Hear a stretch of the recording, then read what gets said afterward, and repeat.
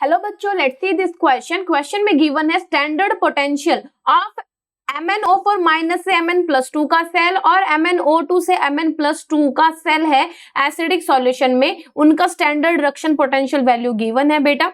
By default हम उसको standard reduction potential मान के चलते हैं।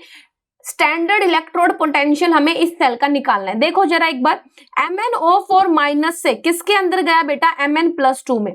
तो यहां पर देखो कि इसका ऑक्सीडेशन नंबर कितना है, MnO4 माइनस, Mn का x मान लेते हैं, प्लस में 4 इंटू ऑक्सीजन का यूजुअली -2 होता है। टोटल ओवरऑल चार्ज कितना है मॉलिक्यूल के ऊपर, -1, तो x इज इक्वल टू +7, यानी कि ये +7 में था, किसमें गया बेटा, +2 के अंदर। ऑक्सीडेशन नंबर क्या हो रहा है, डिक्रीज हो रहा है, यानी कि रिडक्शन हुआ है। यहाँ पर कितना रिडक्शन हुआ, कितना इलेक्ट्रॉन्स का गेन हुआ, 7 से 2 में गया तो 5 इलेक्ट्रॉन्स का गेन हुआ। ठीक है, ये मेरी पहली इक्वेशन। इसका E0 वैल्यू मुझे गिवन है, 1.51 वोल्ट गिवन है।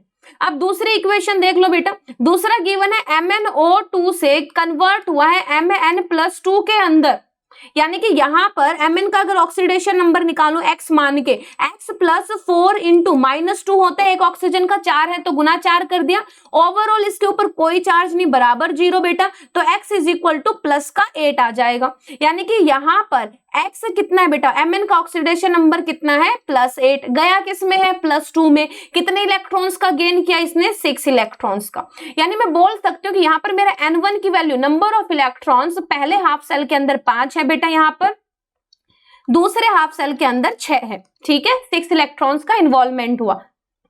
आपको कैलकुलेट करनी है इसके लिए E0 की वैल्यू। देखो MnO4 माइनस से गया ये MnO2 के अंदर, तो यहां पर कितना ऑक्सीडेशन स्टेट है, 1 मिनट ध्यान देंगे बेटा, ये MnO4 नहीं है, ये MnO2 है। ठीक है, तो अगर MnO2 होगा यहां पर, तो यहां किससे मल्टीप्लाई होगी, किससे होगी बेटा, 2 से होगी, तो ये +4 आ जाएगा। 4 से 2 में गए तो 2 इलेक्ट्रॉन का गेन हुआ और N2 की वैल्यू 2 आएगी।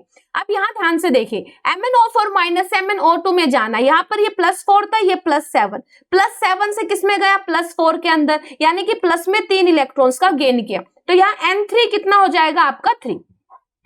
यानी कि आपको एक हाफ सेल का E0 निकालना, और जब हाफ सेल का E0 निकालते हैं बेटा तो फॉर्मूला लगाते हैं N1 E01 plus N2 E02 divided by N3। ये एक हाफ सेल का E0 कैलकुलेट करने का फॉर्मूला होता है, क्योंकि हाफ सेल के अंदर N1 is equal to N2 is equal to N3 नहीं होता है, तो यहाँ पर हमें N1 N2 N3 इन्वॉल्व करने पड़ेंगे। N1 की वैल्यू 5 है, N2 की 2 है और N3 की 3 है। अब तुम ये देखो कि तुम्हें पहली और दूसरी इक्वेशन से ये तीसरी वाली इक्वेशन बनानी है। तो इसके अंदर MnO4 minus left hand side में है, तो यहां पर भी लेफ्ट हैंड साइड में है, ये तुम्हें राइट हैंड साइड में चाहिए बेटा, तो ऑब्वियस सी बात है इस रिएक्शन को तुम्हें उल्टा करना पड़ेगा। जब इसको उल्टा करोगे तो कैसे हो जाएगा बेटा, ध्यान से देखिए, इसको जब रिवर्स करोगे तो इसका E0 भी रिवर्स होगा, यानी कि इसका जब मैं लिखूंगी Mn+2 से MnO2+2 इलेक्ट्रॉन, तभी जाके ये MnO4 माइनस पहली इक्वेशन है, प्लस में 5 इलेक्ट्रॉन